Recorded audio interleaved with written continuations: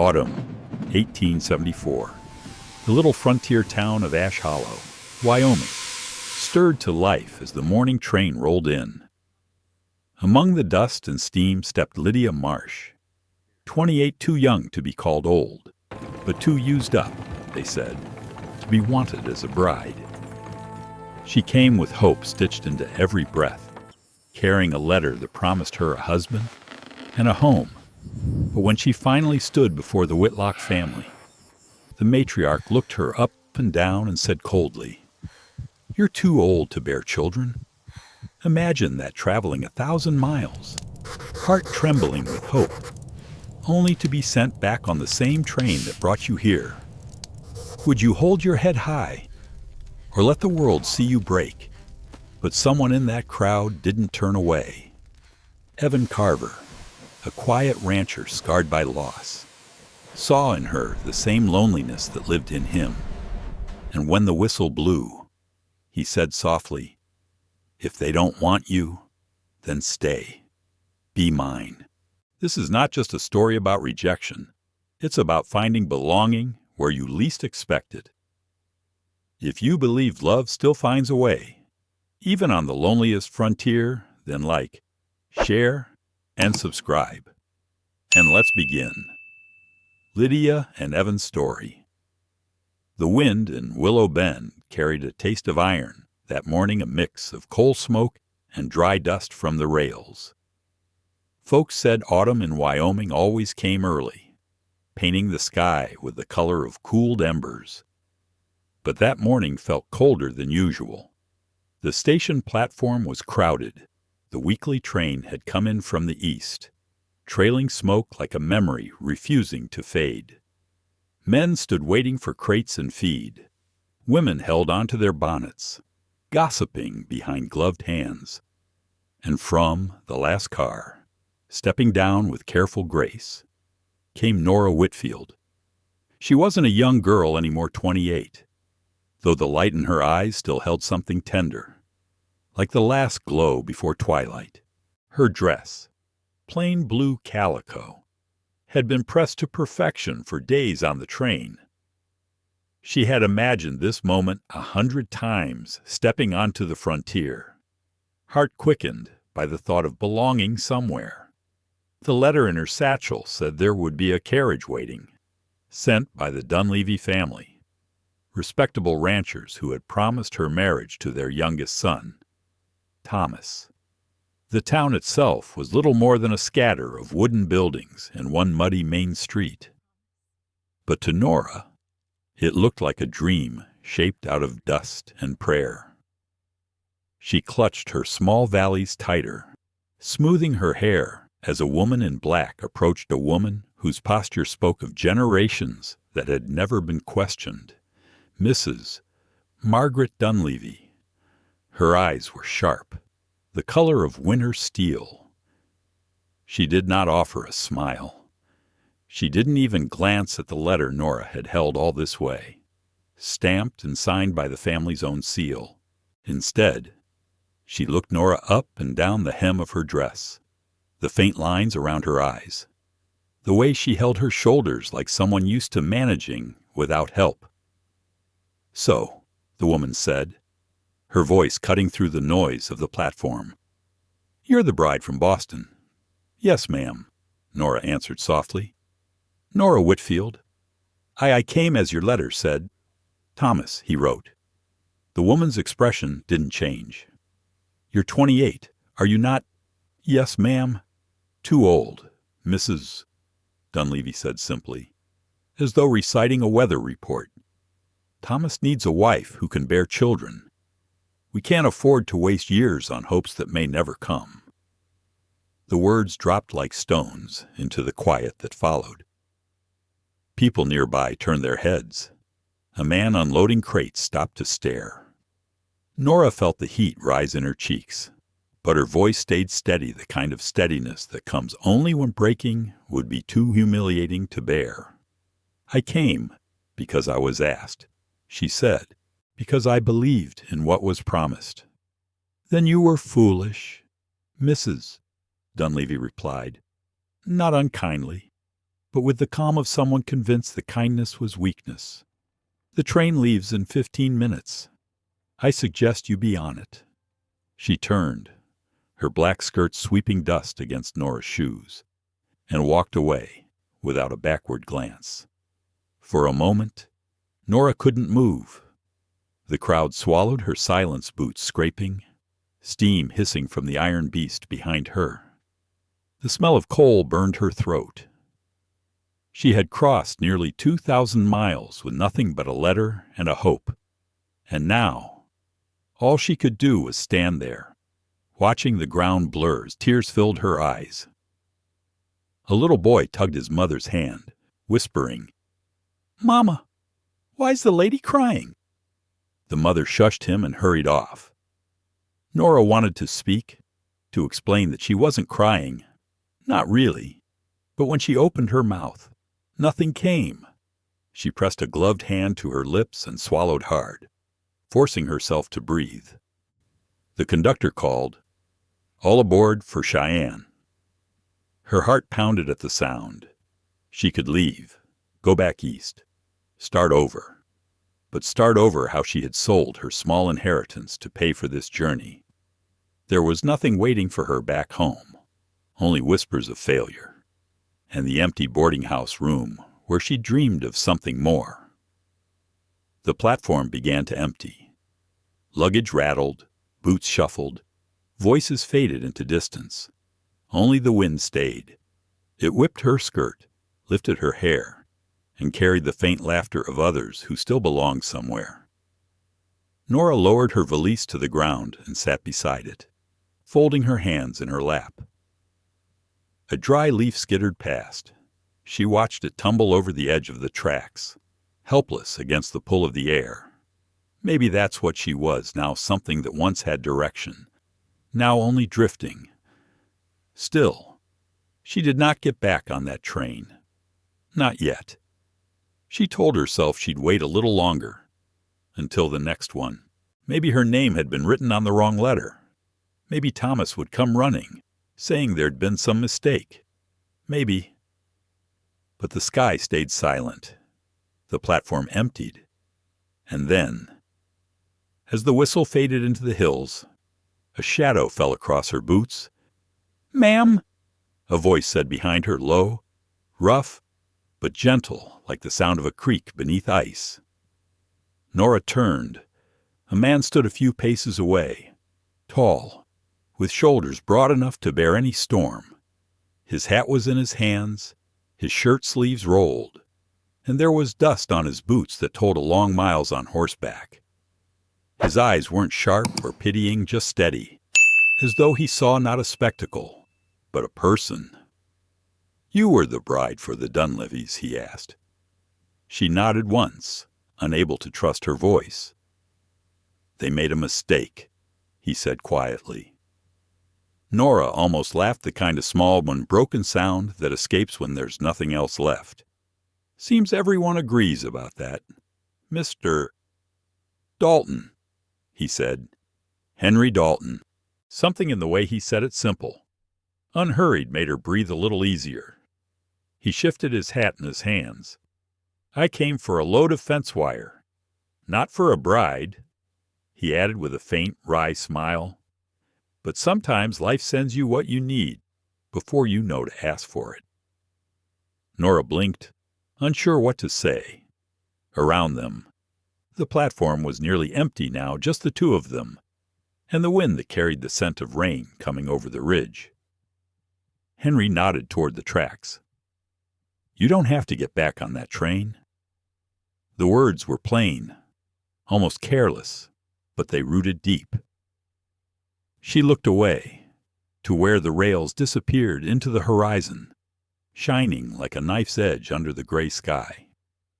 "Why would you care what happens to me?" she asked. He shrugged, eyes still on her. "Because I've been where you're standing. It's a hard thing, being turned away when you've done nothing wrong." Nora met his gaze then, not out of hope, but out of surprise. There was no pity in his face, only a kind of quiet understanding she hadn't felt from anyone in years. The wind shifted again, carrying the smell of sage and the faint promise of rain. For the first time that day, she didn't feel invisible. And so, as the last plume of smoke drifted beyond the hills and the town settled back into its rhythm, Nora Whitfield stood between two choices: the rails that would take her back to emptiness, or the dusty road beside Henry Dalton, leading toward something she could not yet name. The next chapter begins there, with a single step off the platform and into the heart of the frontier. The rails still trembled long after the train had gone. The last sound of the whistle faded into the canyons, leaving behind a hush so deep that Nora could hear her own breath again. She stood where she was on that weathered platform with dust gathering at her boots and the taste of humiliation still bitter on her tongue. And somewhere not far off, Henry Dalton was still there. He hadn't meant to stop. He had come to Willow Bend for something far simpler: a shipment of fence wire, a few sacks of oats, a word with the blacksmith. The sort of business that kept his ranch breathing through the hard months. But when the commotion had begun, when a woman's voice, trembling but proud, had met the cold judgment of the Dunleavy matriarch, something in him had gone still. He had watched from the edge of the crowd, watched the way Nora Whitfield refused to lower her eyes, even when every pair around her turned away, watched the way her hands shook, but her spine stayed straight. He had seen strength before in horses that refused the bit, in men too stubborn to yield to storms, but this was different. This was courage without audience. Now the crowd was gone. Only the dust remained, and the faint figure of a woman sitting alone by her valise. Henry turned the brim of his hat in his hands, feeling the leather worn soft under his thumb. He could walk away, and no one would think less of him. This wasn't his concern. He'd learned long ago that the world had plenty of heartbreak to go around, and a man couldn't mend it all. But something about the sight before him, the quiet dignity of that woman holding herself together in the ruins of her hopes, made it hard to turn away.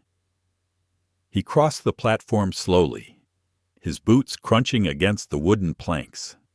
"Ma'am," he said again, his voice steady, careful. Nora looked up. Her eyes were rimmed red, but clear, like someone too tired to pretend anymore. "You again," she murmured, not with annoyance, just weary surprise. Henry nodded. "Still me." She tried to smile, a small curve of her lips that didn't quite hold. "Did you come to watch me get back on that train, too?" He shook his head. "No, ma'am. I was just thinking it'd be a shame, is all. A shame for this town to see a woman like you leave it." Her brow furrowed. "You don't even know me?" "That's true," Henry said softly. "But I know what it looks like when someone's been handed more pain than they deserve." She studied him for a long moment. This man with quiet eyes and shoulders bowed, not from defeat, but from years of work and weather. Then she looked away, down the empty tracks stretching east. "They said I was too old," she whispered. "Too old for their son, too old for their family. I suppose they're right. 28's old enough to know better than to hope." Henry's jaw tightened. "They don't know what they lost." Nora gave a small, breathless laugh. "You don't have to say that." "I'm not saying it to be kind," he replied. "I've seen what the world keeps and what it throws away. It doesn't always get it right." For a moment, they stood in silence, the wind tugging at the edges of their coats. Finally, Henry spoke again, his tone gentler. "I've got a ranch out east of town. Couple hours' ride. Nothing fancy. Roof leaks, fence leans, but it's quiet there. If you need somewhere to rest a few days before you decide what's next, I'd offer that." Nora blinked. "You don't even know my story." "Don't need to," he said. "Sometimes a person just needs a place to stop running." Her fingers brushed the worn handle of her valise. "You're not doing this out of pity." He shook his head. "No, ma'am. Pity's loud. What I feel's quieter than that." Something in the way he said it made her chest ache, not from sadness, but from the strange relief of being seen, not judged. She hesitated, torn between the instinct to run and the simple truth that she had nowhere else to go. She lifted her gaze again. "And if I accept?" Henry shrugged slightly. "Then you come along. I'll take the long road. It's easier on the wagon wheels. You can think on it as we go." Her lips parted to protest, but the words never formed. The wind shifted, carrying the faint scent of sage and far-off rain. She looked at the horizon, endless and open, then back at the man who stood steady before her, as if nothing about her situation frightened or embarrassed him. "All right," she said at last. "Just for a few days." Henry nodded once, not smiling, just tipping his hat in quiet acknowledgement. "That'll do." He took her valise, careful not to make it look like charity. Together they walked toward the edge of town, their steps slow, the rhythm unhurried. As they passed the feed store, a few heads turned. People whispered because that's what small towns did. But Nora kept walking, her chin lifted, her face calm. She didn't owe them an explanation. The road stretched before them, lined with dry grass the color of tarnished gold. The sound of the town faded behind them, the clatter of wagons, the clang of the blacksmith's hammer, the faraway laughter of people who still had something to laugh about.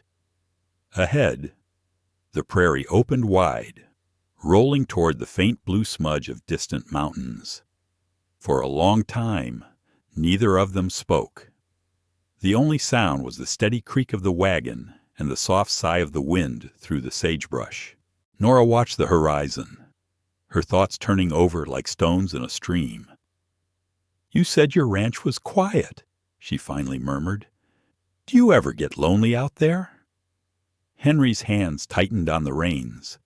"Every day," he admitted. "But there's a peace in it, too. The kind you don't find around crowds." She nodded slowly.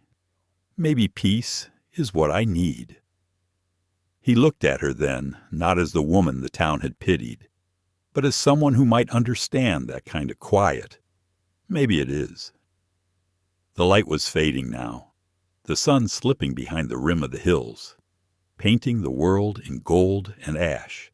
Somewhere behind them, the last train whistle of the day echoed faintly across the plains. Nora turned toward the sound, then back again. "I suppose that was my last chance to go back," she said softly. Henry glanced at her, his voice steady. "Sometimes the best thing you can do is let it leave without you." For the first time since she'd stepped off that train, Nora smiled a small, honest curve of her lips. Maybe so. The wagon rolled on, the path winding east toward the Dalton Ranch, toward something neither of them had planned for, but both quietly needed. The night would come soon, bringing stars and silence, and the beginning of a story neither could have written alone. As the lantern light from the town faded into the horizon, Nora Whitfield realized she wasn't heading back toward the life she'd lost. She was moving toward something waiting to begin. And for the first time in years, the sound of the wind didn't feel empty. It felt like a promise. The last of the twilight had burned away by the time they reached Dalton Ranch. The wagon creaked to a halt before a low wooden house, its windows dark, its porch bowed with years. The smell of sage still hung in the cooling air, mingling with the faint, sharp scent of old timber and horses. Nora sat in silence for a long while, her gloved hands folded in her lap. before Henry climbed down and offered a hand to help her. His touch was steady, calloused, but gentle in a way that spoke of habit, not intention, the kind of care that came naturally to a man used to handling frightened animals. "Here we are," he said simply. She stepped down, her boots sinking slightly into the dry earth. The land around them stretched wide and bare, no fences in sight, only the endless prairie turning silver beneath the rising moon. A single lantern burned on the porch, left by Henry before his trip to town. The faint yellow glow touched his face and caught in his eyes that looked like they'd seen too much solitude to ever lie. "It's quiet," Nora said softly. Henry nodded. "Too quiet, most days." He led her to the porch, pausing to unhook the latch on the door. Inside, the air smelled faintly of pine and dust. There was a stove in one corner, a rough-hewn table with 2 chairs, and a single shelf lined with a few worn books titles whose spines were faded to the color of smoke. "It's not much," he said, his voice low, "but it's home." Nora smiled faintly. "Home doesn't always have to be much." He set her small valise near the hearth and struck a match. The stove crackled to life, sending a weak, golden glow across the room. He poured water from a kettle into a tin cup and handed it to her. "It's not tea, but it's warm." She took it with both hands, feeling the heat seep through the tin and into her fingers. For the first time since she'd stepped off the train, she felt the weight in her chest ease just a little. Outside, the wind rose, pressing against the walls. Somewhere out near the paddock, a horse stamped its hoof against the ground. Henry's eyes shifted toward the sound. "Still got a few left," he said. "Not many." "You keep horses used to," he replied. "Before the sickness—" He hesitated then, as though measuring how much of himself to share. But when he spoke again, his tone carried the slow cadence of someone telling a story, not for pity, but because silence had held it long enough. "3 years back," he began, "there was a fever spread through the marshland to the south. Took most of the horses, and 2 of the men working for me. By the time it passed, all that was left was a few stragglers, old, limping things. Never had the heart to put 'em down." He looked out the window, his jaw tightening. "One of them, the gray gelding, I raised him myself. Brought him here when he was barely a colt. Strongest I ever broke. But he caught it too. Lost the use of his back leg. Can't work, can't ride. Still, I keep him." Nora followed his gaze, seeing the outline of the paddock in the moonlight. "You could sell him," she said gently. "Someone might want him for breeding." Henry shook his head. "Maybe. But there's things a man shouldn't trade away just because they've stopped being useful." She turned toward him, curiosity softening her expression. "Then why keep him?" He looked at her then, his voice low and sure. "Because some things," he said, "earn the right to stay." The words hung in the air between them, simple, but heavy with meaning. Nora didn't reply. She didn't have to. In that moment, she understood something unspoken about this man, that loyalty to him wasn't measured in worth, but in what had endured beside him through the hardest years. For a while, neither spoke. The wind outside eased to a whisper, and the sound of the fire filled the room. Nora sipped the last of the warm water and set the cup down gently. "Where should I sleep?" she asked quietly. He nodded toward a narrow door near the back. "There's a small room through there.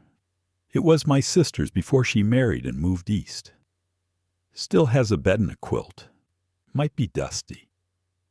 Nora's gaze lingered on him. "You have family?" "Then had?"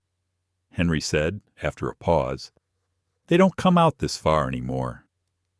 She wanted to ask more, but something in his tone told her to let it rest. Instead, she rose, her skirt brushing the floorboards. "Thank you," she said, "for letting me stay." He nodded once, his eyes warm beneath the lamplight. "You're welcome. Miss Whitfield, rest easy tonight. The prairie's kinder than it looks." As she disappeared into the small back room, Henry stood for a long time by the window. The moonlight glimmered over the fields empty, waiting. He could hear the slow breathing of the old horse outside, the rustle of grass against the corral. It was the same sound he'd heard for years, but tonight it felt different. For the first time, he wasn't the only one listening to it. In the small room, Nora sat on the edge of the bed, tracing the quilt's faded pattern with her fingertips. Her eyes wandered to the window, the faint outline of Henry moving in the yard, checking the latch on the barn door, his figure blending with the darkness like a memory half forgotten. Something about the steadiness of his movements, the care he took with every small task, made her throat tighten. Here was a man who had lost more than he said, yet still tended what remained with quiet faith. She lay down and listened to the night sounds, the creak of the rafters, the wind's sigh, the distant call of a coyote somewhere beyond the ridge. The world was vast, uncaring, but tonight she did not feel entirely alone in it. When dawn came, it came slow, soft light spilling over the hills, touching the frost on the fence rails. Nora woke to the smell of coffee and the distant sound of hammering. Outside, Henry Dalton was already at work, mending a broken rail as if every nail he drove was a way of holding his world together. And from that quiet morning, without words or promises, began the rhythm of their days. The first morning came, with the pale light of dawn spilling through the cracks in the shutters, soft and golden. The air in Dalton Ranch carried the chill of the open prairie, the kind that woke you slow, the kind that reminded you the world was wide and waiting. Nora rose early, though she hadn't meant to. Years of boarding house work back east had made it impossible for her to sleep past the first light. She wrapped a shawl over her shoulders and stepped quietly into the main room. Henry was already gone. Only the faint scent of brewed coffee and the creak of the windmill out back told her he'd been there. On the table sat a tin mug beside a folded note. The handwriting was small and careful, like someone unused to writing much. "There's bread in the cupboard. I'll be mending the north fence till noon." It wasn't signed. It didn't have to be. Nora smiled faintly, pressing her hand against the paper before setting it back down. That was how their days began. In the mornings, she cleaned not because he asked, but because she needed to move, to make the house breathe again. Dust had settled thick over the shelves, and the curtains were stiff from neglect. She found old tools tucked under the stairs, a pair of boots by the hearth that had long since lost their owner's shape. When Henry came in at midday, sweat darkened his shirt and dust lined the brim of his hat. He never said much, just a nod sometimes. 2 words. You eat, and a quiet satisfaction in seeing the house slowly come back to life. They were 2 people bound not by talk, but by the rhythm of small, necessary things. There was one morning, about a week after her arrival, when Nora woke to find something unexpected at her door, a cup of warm milk. Steam still curled from its surface. No note, no words, just that simple offering. She stood for a long moment, the wooden floor cold beneath her bare feet, and felt something shift inside her, something she hadn't felt since before the war took Samuel, since before life had taught her to expect nothing freely given. She carried the cup to the window and drank slowly, watching the horizon blush with sunrise. Outside, Henry moved among the corral fences, his figure dark against the light. She didn't wave. He didn't look up. But that morning, the silence between them felt different. Not empty, but full. By the second week, a quiet rhythm had settled over the ranch. Henry worked the land-fixing rails, tending what few horses remained, oiling tools that hadn't seen use in months. Nora cleaned, cooked, and sometimes read aloud to fill the silence, not for his sake, she told herself, but because the sound of a human voice felt like a necessary thing. He never asked her to stay longer than she'd planned, and she never mentioned leaving. One evening, she was washing a few shirts in the basin by the porch when her hand slipped on the rough edge of the tin. A thin cut opened along her palm. She hissed quietly and wrapped it in a scrap of cloth, embarrassed at her own clumsiness. The next morning, she woke to find something laid on the table beside her breakfast, a small wooden spoon, carved by hand, smooth as river stone. The handle was etched with tiny marks that looked almost like vines, curling and delicate. It was beautiful in its simplicity. She turned it over in her fingers, her thumb tracing the grain, realizing it must have taken hours. When Henry came in from the field, she lifted it slightly. "You made this." He shrugged, setting down his gloves. "Had some spare wood. Figured the old ones were cracked." She smiled.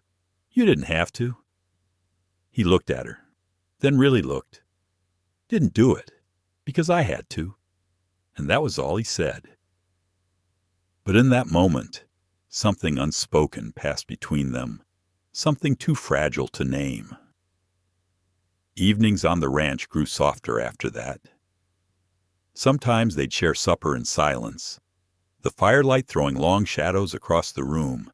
Henry would mend a bridle or oil the hinges on the barn door while Nora sat by the stove, sewing or reading from one of the faded books she'd found on his shelf. When she laughed quietly, unexpectedly, he'd glance up, not smiling, but with that slow, steady warmth in his eyes, the kind that said he noticed. And though neither of them ever spoke about what might come next, both felt the stillness between them changing shape, no longer a wall, but a space where something gentle could take root. One night, a storm rolled across the plains, sharp lightning, rain drumming hard on the roof, the kind of storm that made the earth smell new again. Henry was out in the barn, trying to calm the horses, when Nora came to the doorway, her shawl clutched tight. The wind whipped her hair, rain spattering her face. "You shouldn't be out here," he said over the noise. "I could say the same to you," she answered, her voice trembling only a little. He managed a small grin, the first she'd seen. Fair point. Together.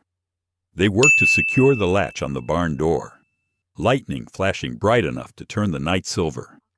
For a brief moment, their hands brushed his rough, hers trembling, and both pulled back as though burned. When the storm passed, they stood in the doorway, watching the clouds drift east. The air was cool and clean. The world hushed as though holding its breath. Henry spoke quietly, almost to himself. "Never thought I'd see someone bring warmth into this place again." Nora turned to him. "It was already here," she said, "just waiting to be found." He didn't reply, but the look in his eyes said he believed her. In the days that followed, the silence returned, but now it carried a pulse, a rhythm. Each morning, the cup of warm milk waited at her door. Each evening, he made sure the lantern outside her room stayed lit. Neither asked why, neither explained. It was enough to know. The world beyond the ranch, the cruel words, the rejection, the noise of trains and gossip felt far away now, like a dream fading at sunrise. Here, among the creak of boards and the scent of pine. Two weary souls learned that sometimes love doesn't arrive with grand gestures or spoken vows. Sometimes it comes quietly in a cup of milk left at dawn, in a carved spoon waiting by the stove, in the silence that feels like safety. And so the days slipped gently into one another, soft, wordless, certain. But one night, as the wind turned cold again and the fire burned low, Nora Whitfield found herself reaching for paper and ink to write to a ghost she thought she'd forgotten.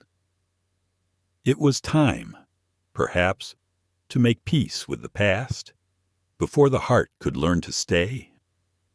The days had folded softly into one another, like pages of a book too tender to close. The air turned colder now. Frost clung to the window panes each dawn, and the night stretched long and still. The rhythm of the ranch had become a quiet comfort. Henry's steady footsteps outside at first light, the smell of smoke curling from the chimney, and the familiar creak of the porch boards as Nora brought in the day's wood. But that evening, something in the silence shifted. The fire was burning low, its glow flickering across the walls. Henry had gone to the barn to settle the horses for the night, leaving her alone in the small room that had slowly begun to feel like her own. The ticking of the mantel clock marked each second like a soft heartbeat. Nora sat at the table, a half-finished patch of sewing beside her, and an ache in her chest she couldn't quite name. She reached into her valise, the same worn one she'd carried from the train, and drew out a small bundle wrapped in faded ribbon. Inside was a stack of old letters, edges yellowed from years of handling. Some were written by her, others never had a recipient. At the very bottom lay one envelope, sealed but never sent. It was addressed to Samuel Whitaker, her fiancé, the man who had gone off to war and never returned. For years, she had carried those letters from place to place, writing him as though words could cross the miles between life and death, each one a small act of defiance against forgetting. But time had worn those hopes thin. Now, under the dim light of the oil lamp, she unfolded a fresh sheet of paper and began again. Her hand trembled as she wrote, "My dearest Samuel, it's been nearly 5 years now. They said your regiment was lost near Shiloh, but I kept waiting. I waited through every season, through every letter that wasn't yours. I thought if I stayed faithful, you might find your way home. But the truth is, Samuel, I'm tired of waiting, and I don't know if writing you means I'm holding on or letting go." Her pen paused there, outside. The wind brushed against the walls, soft as breath. "You still writing to him?" The voice was quiet, almost hesitant.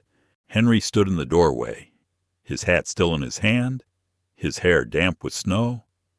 Nora startled slightly, then exhaled.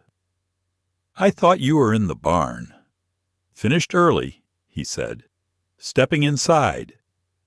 His gaze fell on the letter before her, and something unreadable passed through his expression. "Didn't mean to pry." She shook her head, folding her hands atop the paper. "It's all right. I suppose there's no hiding ghosts on the prairie."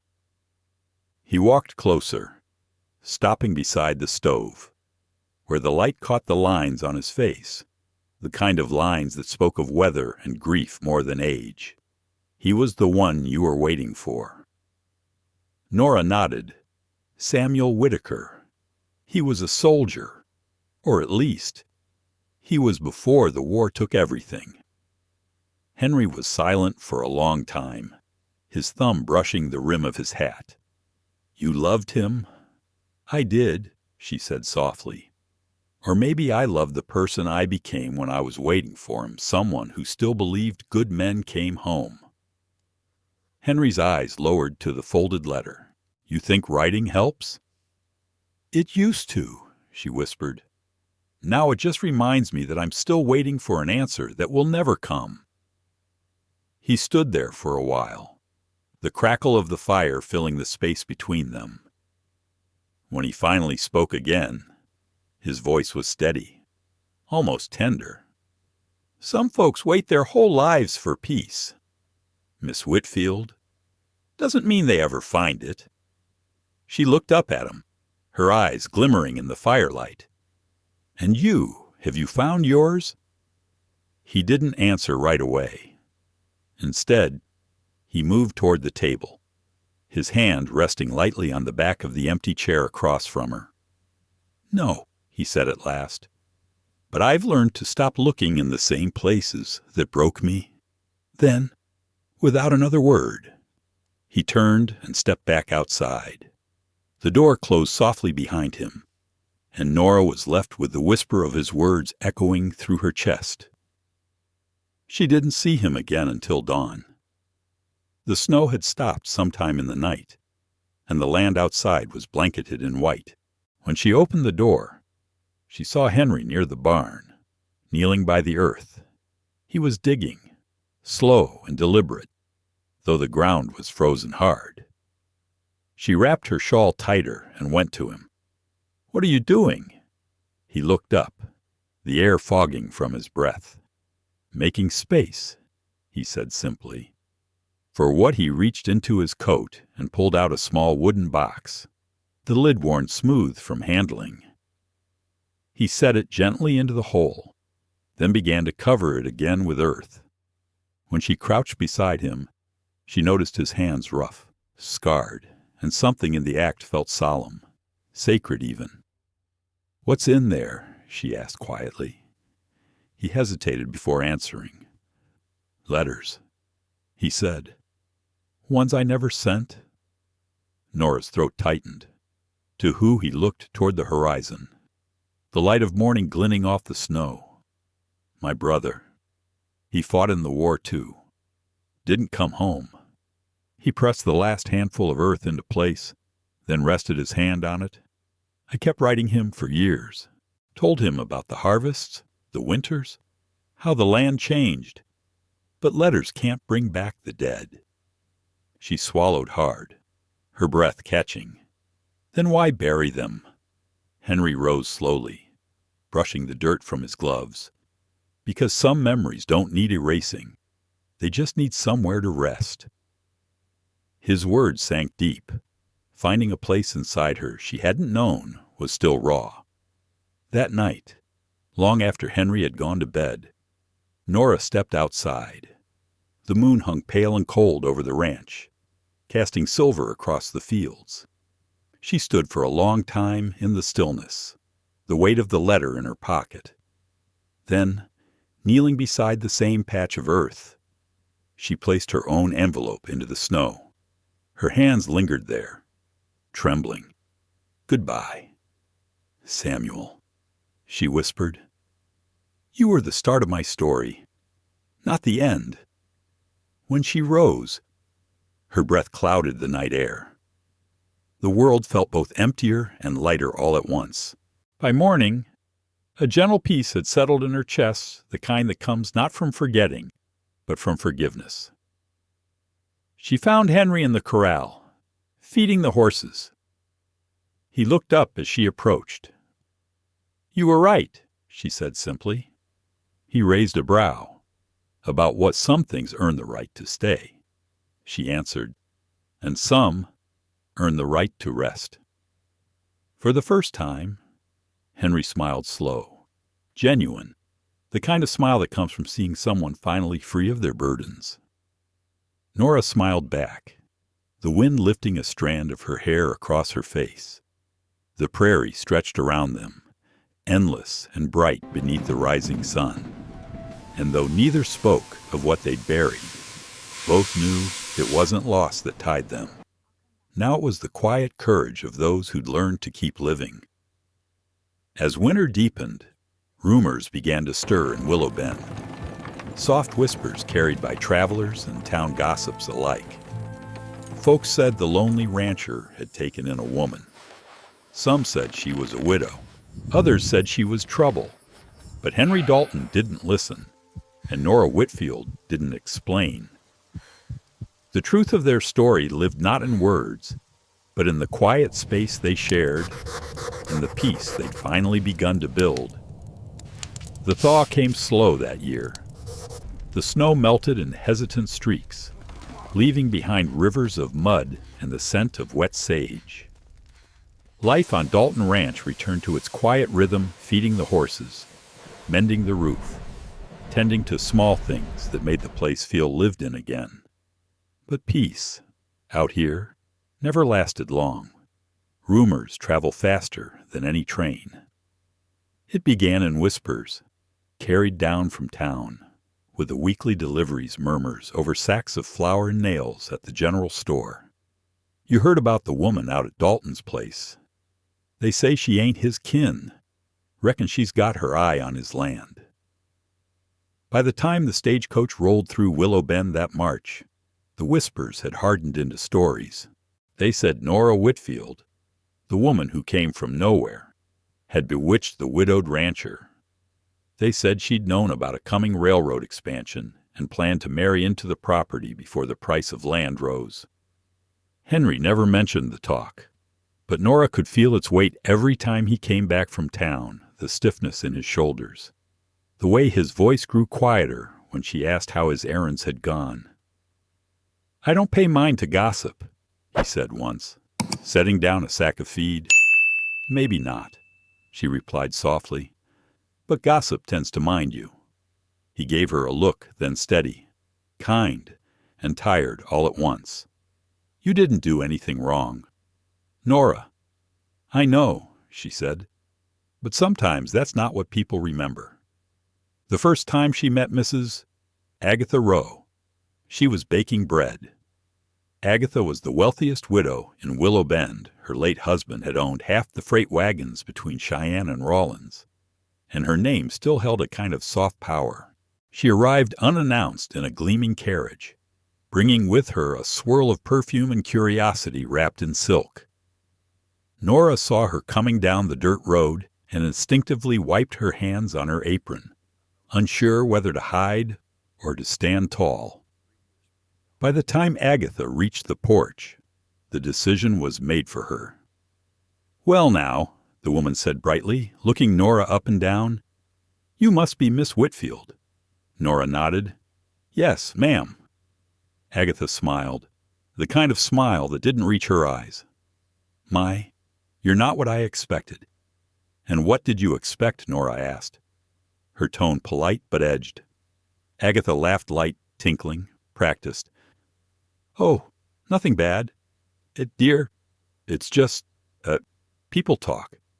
You know? And I wanted to see for myself." She held out a small jar wrapped in cloth. "Peach preserves, my own recipe, a gesture of goodwill." "Thank you," Nora said, accepting it carefully. "That's very kind."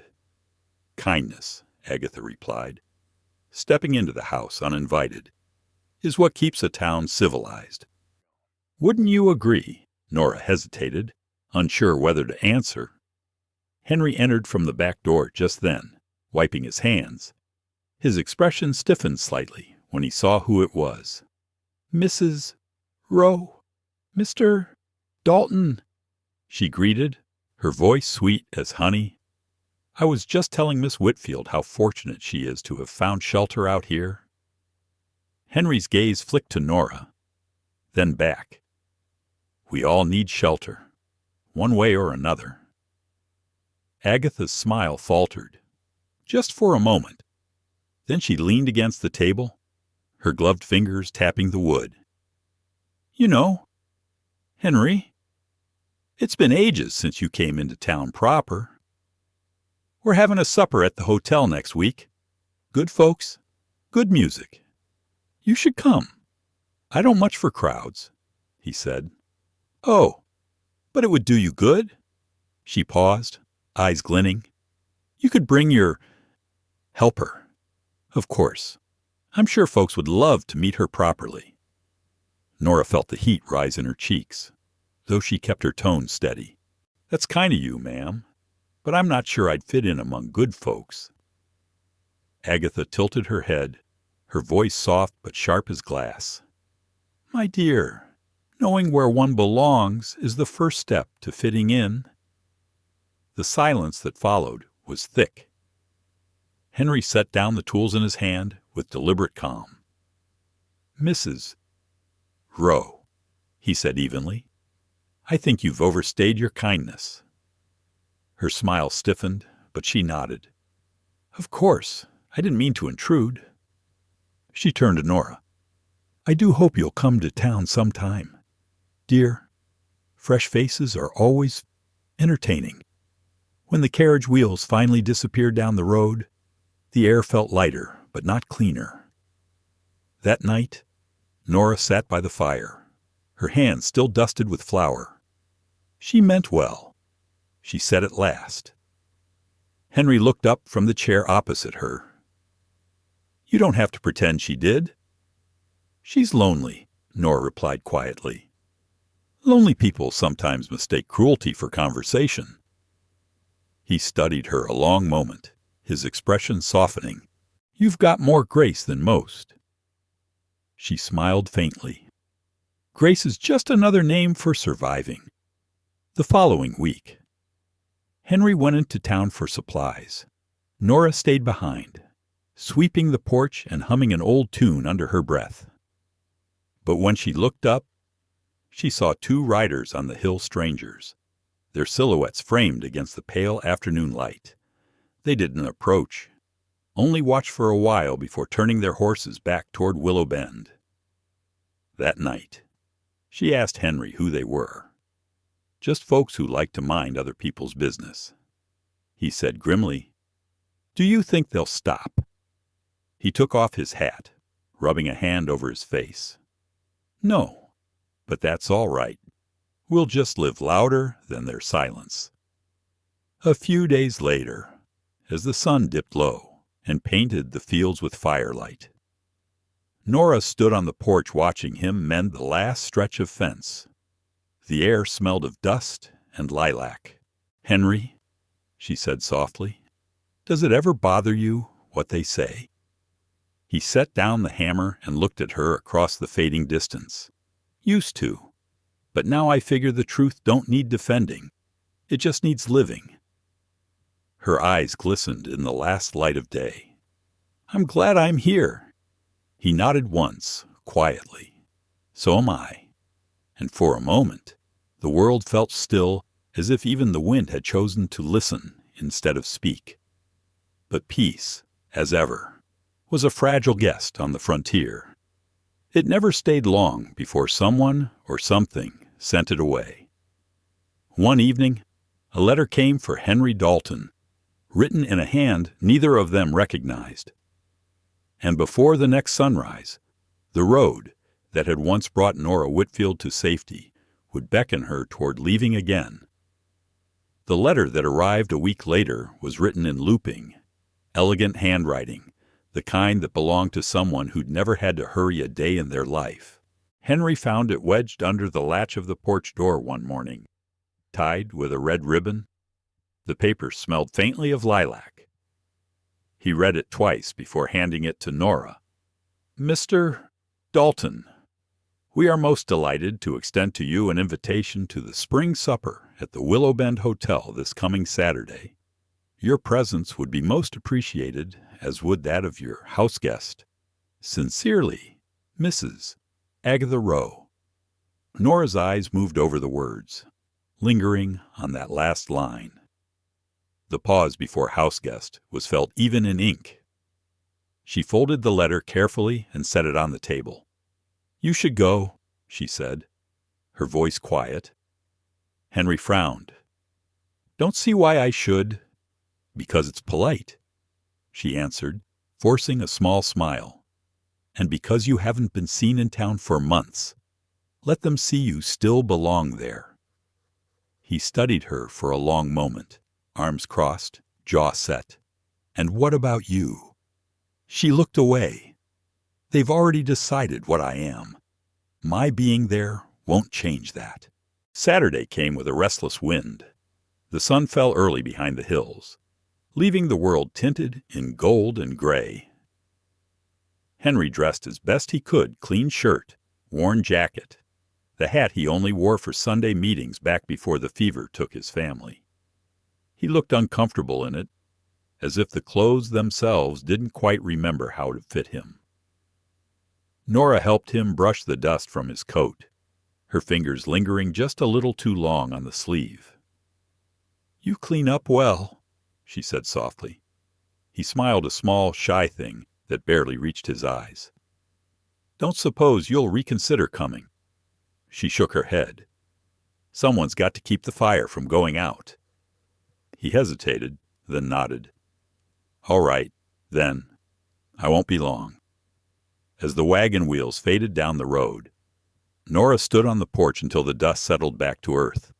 The sky deepened into violet, and the first stars came out. She turned back inside, the house feeling larger, emptier somehow. Dinner was simple bread, cheese, a pot of stew that simmered too long. She set one plate on the table, then another beside it out of habit. But when she looked at the empty chair across from her, something in her chest tightened. She ate in silence. The only sound was the faint crackle of the oil lamp and the wind brushing against the window. How strange, she thought, that a house could feel more like home when two people barely spoke than when one person sat alone, after she'd washed the dishes and stoked the fire. Nora wandered into Henry's small study. On the desk lay the carved wooden spoon he'd made for her, the one with the curling vines along its handle. She picked it up, tracing the marks with her fingertip. She remembered his words that day. "Didn't do it because I had to." Her throat ached. For weeks now. She'd told herself she was grateful for the roof over her head, for the silence that didn't cut like loneliness, for the quiet kindness of a man who never asked for more than she could give. But beneath all that gratitude lay something harder to name, the fear of being someone's charity, the shame of being whispered about, the quiet ache of being seen as less than whole. She could live with loneliness, but pity was a different kind of wound. That night, long after the lamp burned low, she packed her things. It didn't take long. She had arrived with little, and most of what she owned still fit into the small valise that had carried her from the train. She folded the few clothes she'd mended herself, the book she'd been reading by the fire, and the ribbon that had once bound her hair before she cut it short for the journey west. When she reached for the spoon again, her hand hesitated. She turned it over, the carved vines catching the faint glow of the dying firelight. Then, slowly, she set it on the table. A gift, she thought, ought to stay where it was given. She left a note beside it, only 4 words, written in her careful, slanted hand: "Thank you. Be well." The sun had barely risen when Henry returned. The wagon wheels crunched over the frosted ground, the horse snorting softly in the morning chill. He was tired. The supper had been long and full of shallow talk, full of smiles that didn't mean anything. He'd left early, the noise and laughter grating against his quiet nature. But what he couldn't shake was the way people had asked about Nora too casually, too often, still keeping company with that woman. Henry best be careful. Folks get the wrong idea. He'd said nothing. He never did. But the words lingered. When he stepped inside the house, the silence hit him first. The fire had gone cold. Her chair was pushed neatly under the table, and there, beside the folded spoon, lay her note. He picked it up, fingers tightening as he read. For a long moment, he didn't move. Then he looked toward her room. The door stood open, bed neatly made, window unlatched to the morning light. He walked to the threshold, one hand on the frame. The emptiness inside the room felt almost like sound, a hollow ringing that filled his ears. He had meant to tell her something when he returned. Not much, just that he was glad she'd stayed, that she didn't owe him anything, that she had become the best part of his days without ever meaning to. But the words, like so many in his life, had come too late. He stood there for a long time, staring at the space where she'd been. His hand hovered, as if he might knock, though there was no one left to answer. Outside, the prairie stretched wide and pale under the morning sun. Somewhere in the distance, a figure walked along the dirt road, her shawl wrapped tight, her steps steady and sure. She didn't look back. And Henry, standing in the doorway, didn't call after her. He simply watched until she disappeared beyond the ridge, the wind carrying away what neither of them had dared to say. That evening, the wind turned. Clouds gathered low over the horizon, thick with the scent of rain and something darker. In the barn, the horses stamped and whinnied, restless, and as lightning cracked over Willow Bend, Henry Dalton realized the world could take from a man twice, once when she leaves, and once when the fire comes, for what's left. For 2 days after she left, the ranch stood silent. The kettle stayed cold, the chair by the hearth empty, and the small carved spoon still sat on the table where she had left it, a quiet reminder of what had once made the house feel alive. Henry kept to his work, or tried to. He mended fences, checked the roof, fed the horses, but everything he touched seemed to echo her absence. He caught himself listening for the sound of her steps, or the soft hum of her voice in the kitchen. Each evening he lit the lantern she used to light, though there was no one to see it now. It was the kind of loneliness a man didn't speak about, one that settled deep, under the skin, and stayed there. The morning of the fire began like any other. The wind had changed direction overnight, rolling down from the north dry, sharp, and mean. It carried a taste of iron, the sort that makes a man restless without knowing why. By mid-afternoon, the sky had turned strange pale and heavy. Henry was out by the barn, mending a cracked hinge, when he caught the first whiff of smoke. He looked toward the hills and saw a dark plume rising beyond the ridge. At first, he thought it distant, maybe a brush fire, maybe nothing at all. But then he heard the horses screaming. When he turned, he saw it fire crawling along the roof of the feed shed, bright and hungry, leaping from board to board as if it had been waiting for its chance. The wind fanned it fast, pushing the flames toward the barn. Henry ran. The heat hit him like a wall. Sparks flew through the air, biting at his clothes. The old timbers groaned as the blaze spread, the dry straw feeding it faster than he could fight it. He grabbed a bucket, another, but the water only hissed and vanished into the smoke. Inside, the horses kicked and thrashed, panicked. He could hear them, the sound of fear made flesh. "Easy now," he shouted hoarsely, wrenching the barn door open. 2 bolted past him, nearly knocking him to the ground. But one remained the old gray gelding, the same horse that had survived the fever years ago, the one that couldn't run any more. The animal stood trembling in the far stall, eyes rolling white, trapped by a fallen beam. Henry's throat burned from the smoke.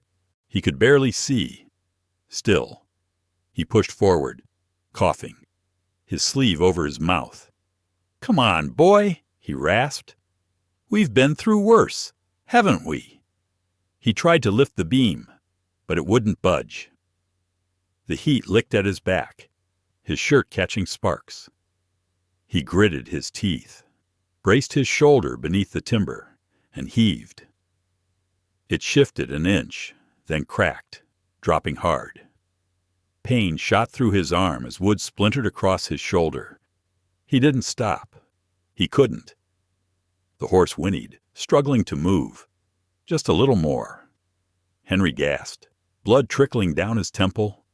The rest was lost to the roar of collapsing wood. Miles away, Nora was on the road to Cheyenne. The wagon she'd hired rattled over the hard earth, the driver humming tunelessly beside her. She sat silent, watching the horizon blur, her heart heavy and uncertain. She had told herself she was doing the right thing, that leaving was an act of dignity, not cowardice. But as the land rolled out before her, empty and endless, all she felt was the dull ache of regret. When the driver pointed to the north and said, "Looks like smoke up that way," she barely looked until something in the color of it struck her. That wasn't just smoke. That was Dalton land. Her breath caught. How far, she asked sharply. 5 miles, maybe 6. Wind's taking it fast. Turn back, she said. He frowned. "Ma'am, that's no place to turn back," she snapped, already climbing down from the wagon. She didn't wait for him to answer. She started running. The wind tore at her shawl, the hem of her dress catching on scrub and stone. Her lungs burned, but she didn't stop. The smoke grew thicker with every step, choking the sky. When she crested the last hill, the sight below stole her breath completely. The barn was a tower of fire. The house glowed orange at the edges, its roof glimmering like a coal about to collapse. She could hear the horses, the crack of burning beams, and somewhere within it all the faint, desperate sound of a man shouting, "Henry." She ran through the smoke, pulling her skirt to her knees. Sparks bit at her skin. The air was so thick she could hardly see, but she found him half collapsed near the stall, trying to drag the old horse free. "Henry, stop!" she cried, grabbing his arm. He looked up, eyes wild and black with soot. "Can't he still?" "Leave him," she begged, but he wouldn't. Together they heaved, the beam shifting again. The horse stumbled free, limping, bolting through the smoke toward the open field. And then the ceiling gave way. Henry fell to his knees, a heavy beam catching his shoulder. He cried out, the sound raw, and Nora lunged forward, pulling at him with everything she had. The fire screamed above them, the heat blistering, unbearable. "Get up," she shouted. "Henry, please." His hand found hers, his grip weak but sure. "You came back," he rasped, his breath ragged. "Of course I did," she said, tears streaking through the ash on her face. "Who else would look after you by the time they stumbled into the open air?" The barn was collapsing behind them, a thunder of wood and flame. Nora dragged him clear, her arms trembling, her heart pounding. They fell together into the dirt, the smoke curling around them like fog. Henry coughed hard, his body shaking. She tore at the sleeve of her dress, pressing it to the wound on his shoulder. "You're hurt," she whispered. He gave a faint, broken laugh. "You should see the barn. Despite everything, the smoke, the ruin, the pain." She laughed too, the sound trembling but real. For a long while, neither of them spoke. The fire burned itself out slowly, hissing as the wind began to shift again. The sky above them was gray with ash, the land quiet except for the crackle of dying flames. At last, Henry turned his head toward her. His voice was hoarse, barely more than a whisper. "I thought you were gone for good." "I was," she said softly, "but I think I left something behind." He met her gaze, and in it, she saw the reflection of everything that had been lost and everything that still might be saved. By morning, the smoke had thinned to a pale ribbon on the horizon. The barn was gone, and half the house stood blackened by fire.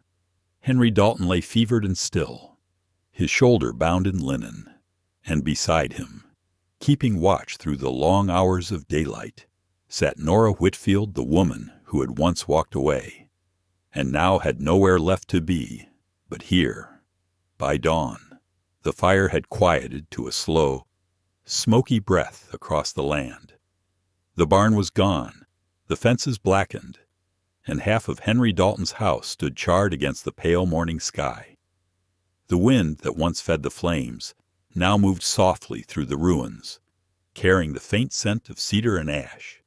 And there, among what was left, Nora Whitfield kept watch.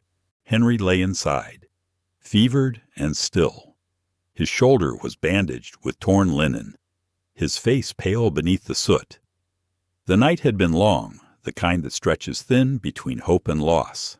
But he was breathing, and for now, that was enough. She sat beside him in a wooden chair, her hands folded in her lap. Every so often she dipped a cloth in cool water and brushed it against his brow, whispering things she wasn't sure he could hear. "You stubborn fool," she murmured, smoothing his hair back.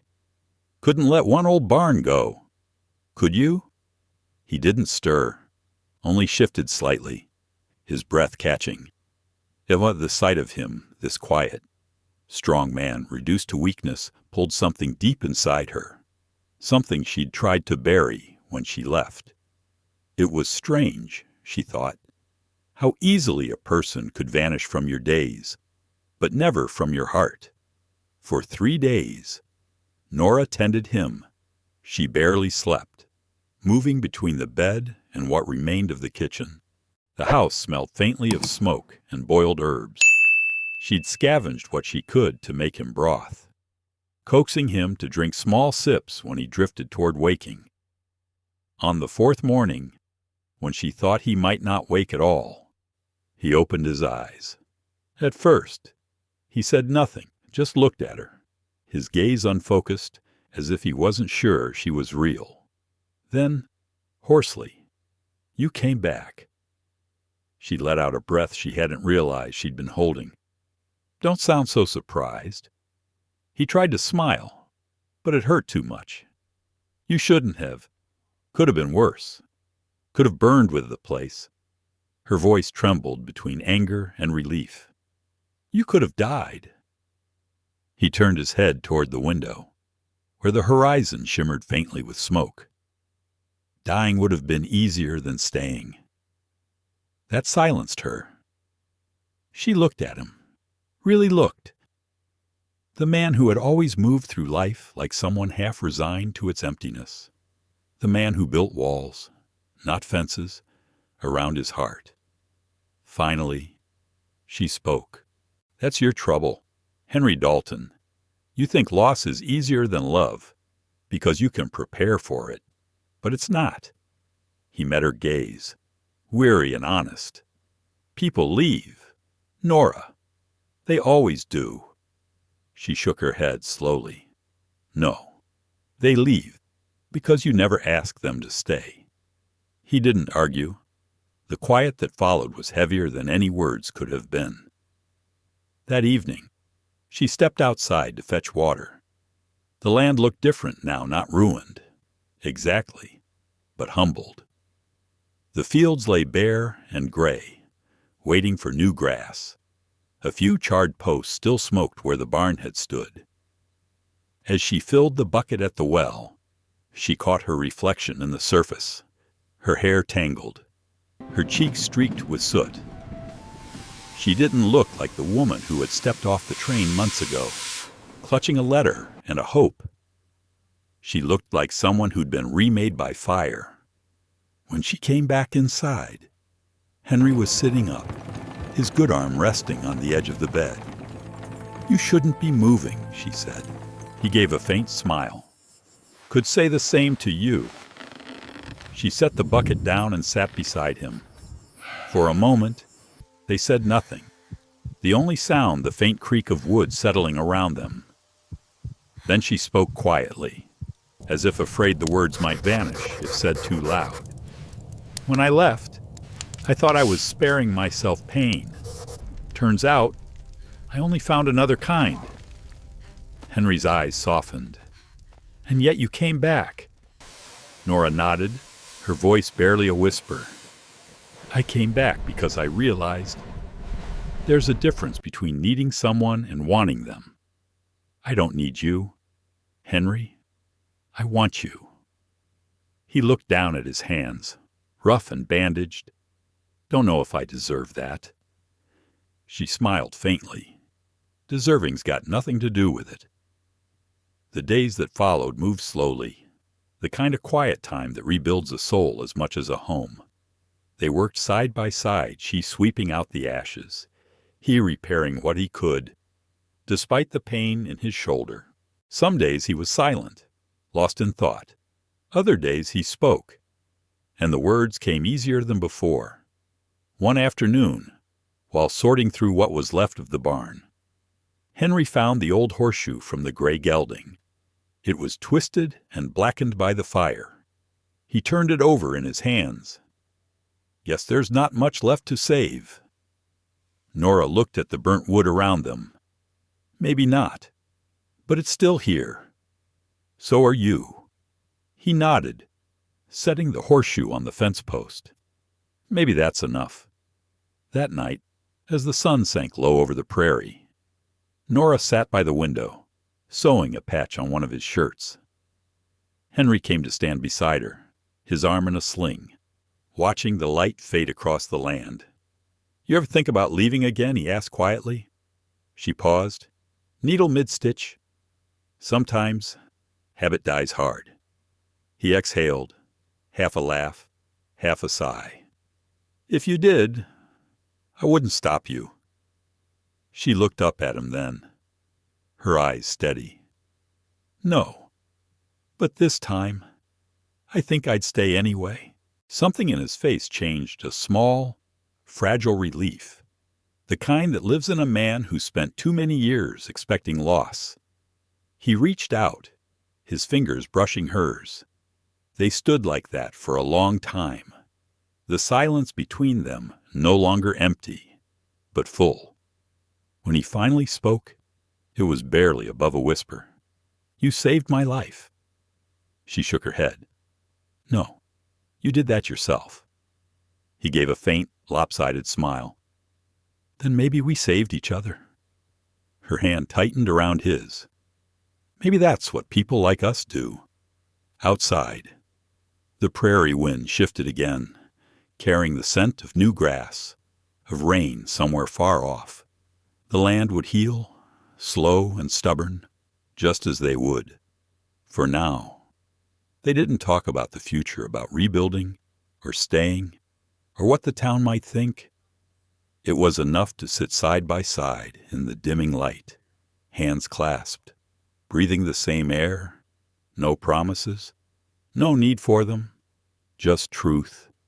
And truth, on the frontier, was the rarest kind of love there was. By early summer, the hills around Willow Bend had turned green again, and word spread of the annual fair in town, the first since the railroad crews passed through. Nora thought of going, though part of her feared what eyes might still whisper. But when Henry Dalton appeared on the porch that morning, coat in hand, she realized some reckonings aren't faced alone anymore. By the time autumn came, the hills around Willow Bend had turned the color of copper and smoke. The fields were bare again, the sky sharp and endless. And though the land had healed from the fire, the people upon it were still learning how to. For Nora Whitfield, healing meant motion quiet, deliberate motion. She spent her mornings baking bread for the hands who passed through, her afternoons teaching the ranch children their letters in the small schoolhouse that stood where the church used to be. Henry had rebuilt most of the barn by then. Slow, but steady. He worked with one arm still stiff from the wound, the other doing the labor of both. And though he never said it aloud, he built as if every beam was a promise, a silent one, meant for her. But some promises are harder to keep when the world begins to whisper again. The new railroad line had been announced. It would run near Willow Bend come winter, bringing more people, more change, and with it, more eyes. Folks still remembered the fire and how a woman not married to the rancher had been found nursing him through it. The talk stung more than it should have. Nora had learned to bear it, but she saw how it tired Henry, how it carved at him in ways he'd never admit. And so, one evening, while the wind pressed softly at the window panes, she made a choice. She found her old valise beneath the bed, the same one that had carried her from the east to this land of open sky and second chances. It still smelled faintly of smoke and train oil. She folded her few dresses carefully, wrapped her books in a shawl, and placed them inside. When she came to the wooden spoon, the one Henry had carved months ago, the one she'd once left behind, she held it for a long moment, then set it gently atop the pile. This time, she wasn't leaving from pride or hurt. She was leaving because she wanted him free of gossip, of judgment, of the quiet shame this small town tried to lay on both their shoulders. When she finished packing, she sat by the window and watched the prairie fade into dusk. The stars came slow, one by one, as if reluctant to appear. Tomorrow, she thought, tomorrow would be enough time to say goodbye. The next morning, the town of Willow Bend was alive with the sound of the harvest fair. Wagons crowded the street, ribbons and banners fluttered in the wind, and the smell of roasted apples and coffee drifted through the air. Nora stood at the train platform, ticket in hand. She had told no one, not even Henry. There was nothing left to say that hadn't already been said in the quiet of their shared mornings, or in the touch of a hand against another at dusk. The train whistle echoed through the valley, low and mournful. Steam rose like breath in the chill air.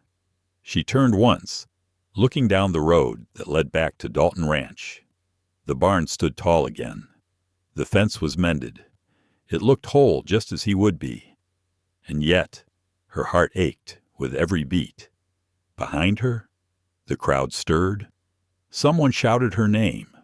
She turned, and there he was, Henry Dalton, limping down the wooden platform, his coat half buttoned, his hat nowhere to be seen. He looked out of place among the fairgoers, all smoke and dust and stubbornness, but his eyes, when they found hers, were clear and certain.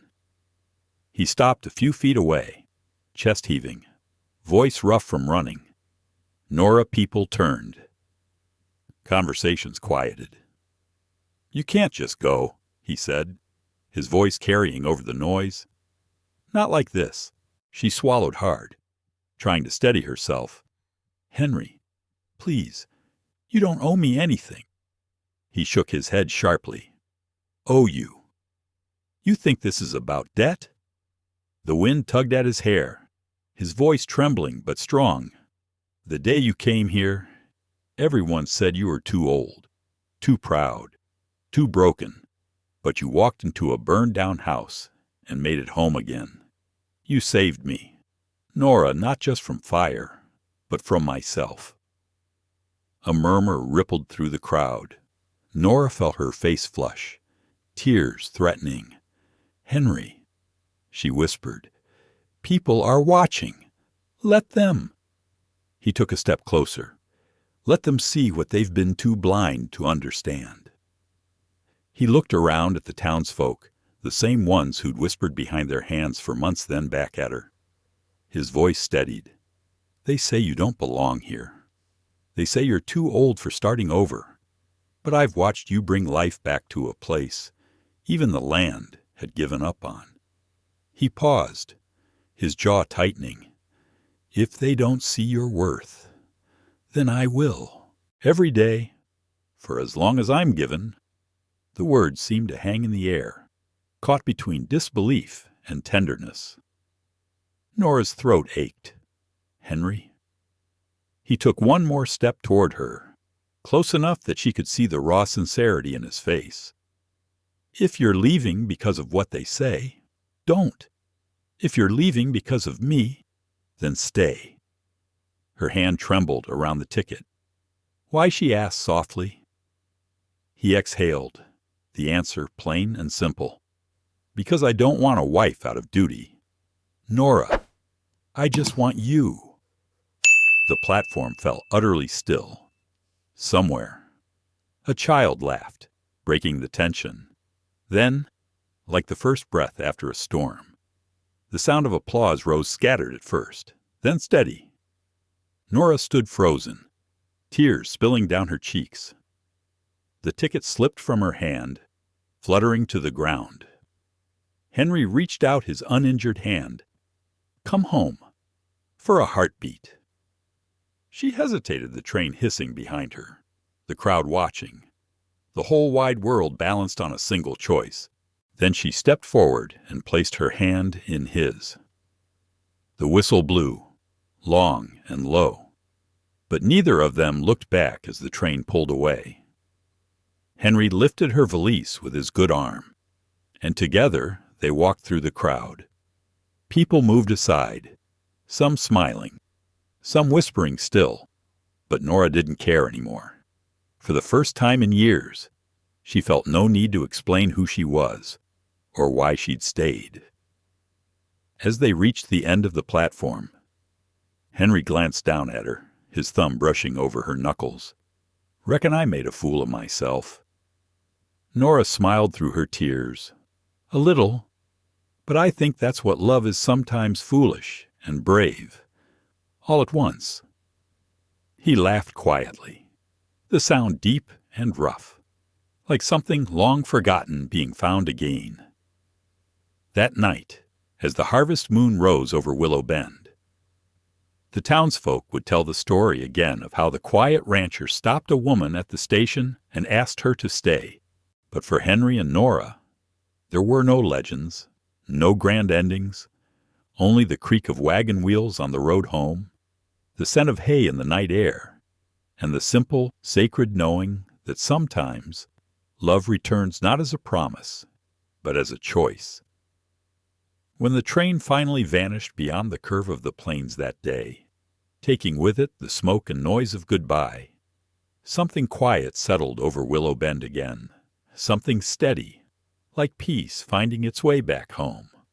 The townsfolk, as they always did, talked for a while. They talked about how the rancher had stopped a woman on the station platform, how he'd spoken to her before the whole town, how she'd dropped her ticket and taken his hand. Some called it foolish, others called it brave. But before long, they called her something else entirely, the woman who stayed. The days that followed unfolded like a soft hymn.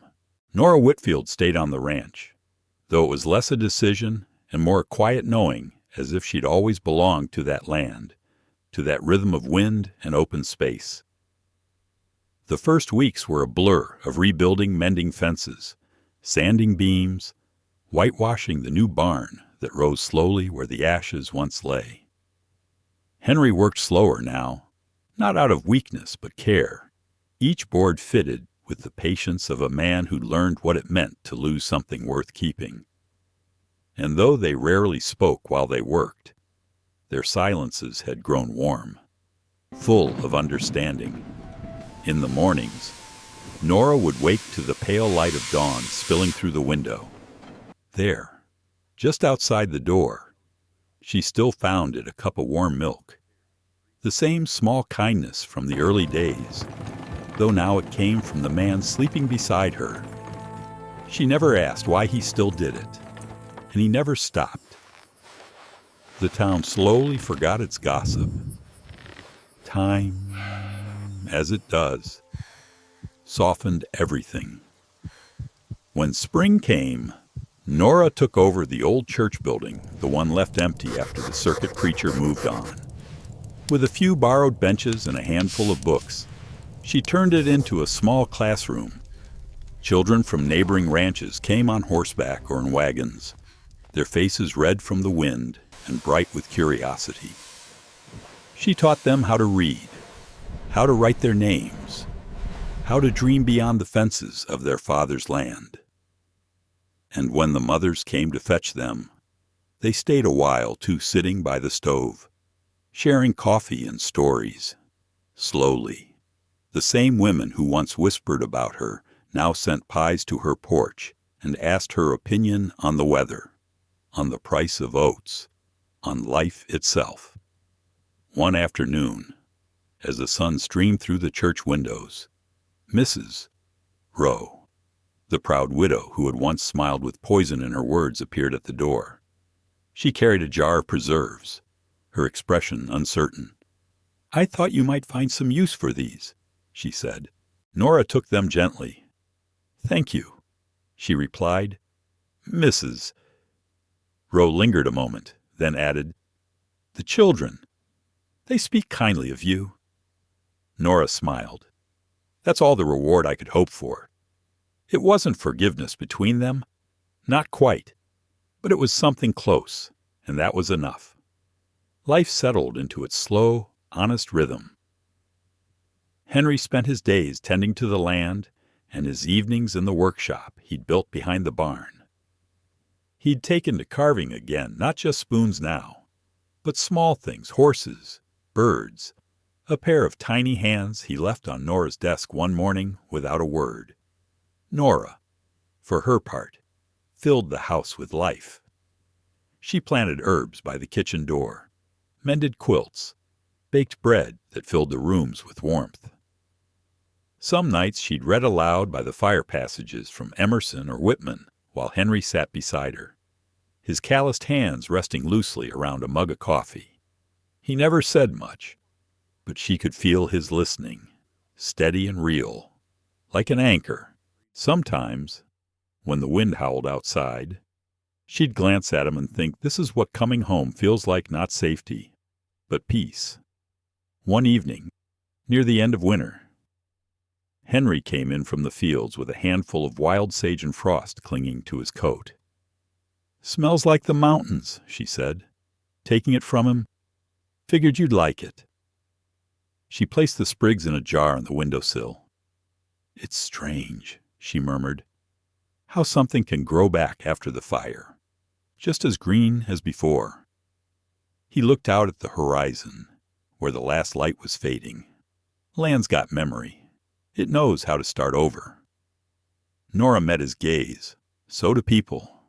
He smiled faintly, the kind that began in his eyes.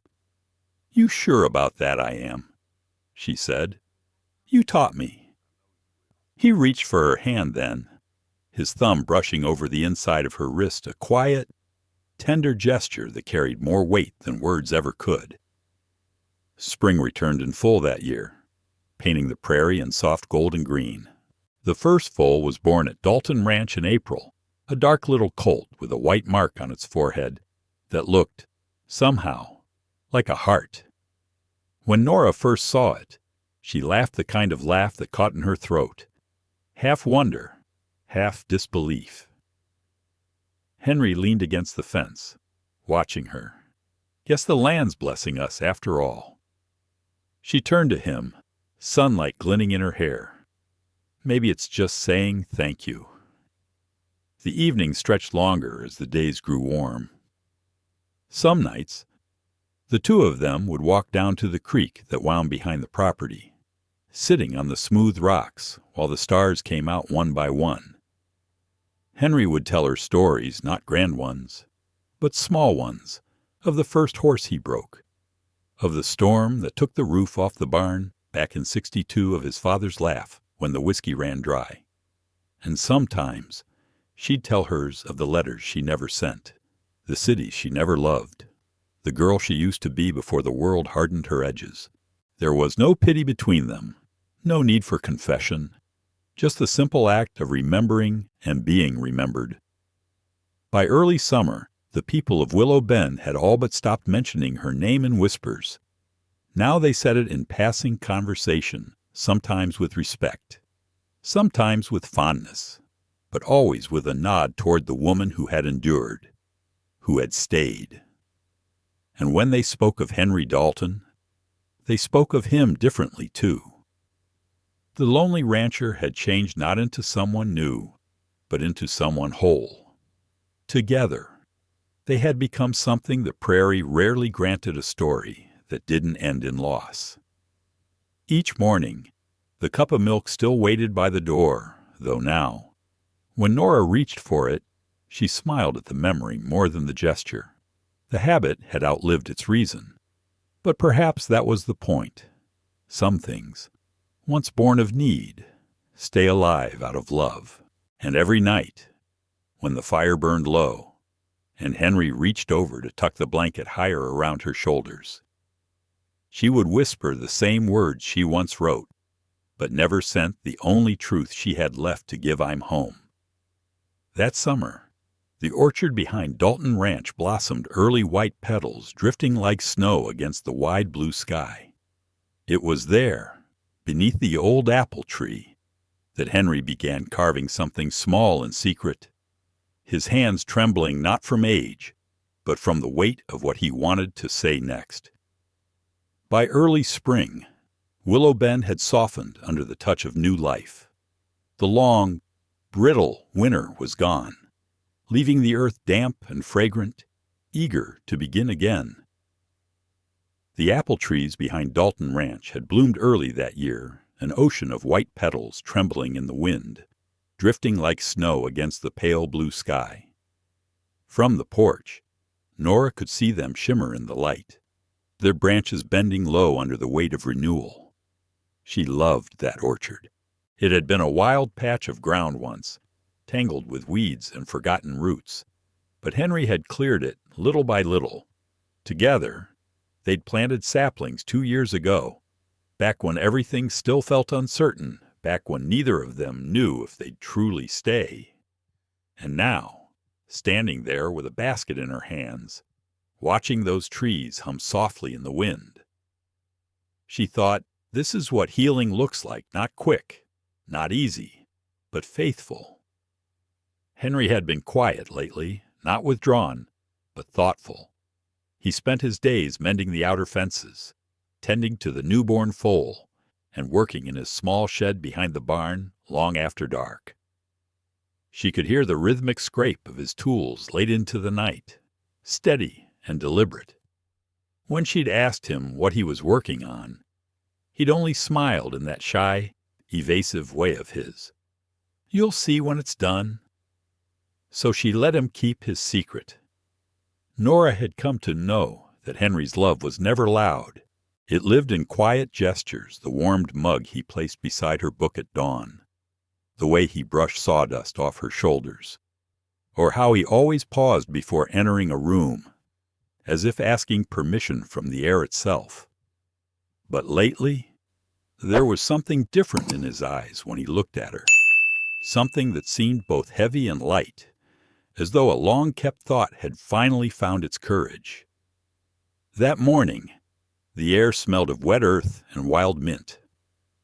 Nora was hanging linens to dry when Henry called to her from the orchard. "Nora," he said, his voice steady, "come out here a moment." She wiped her hands on her apron and walked toward him.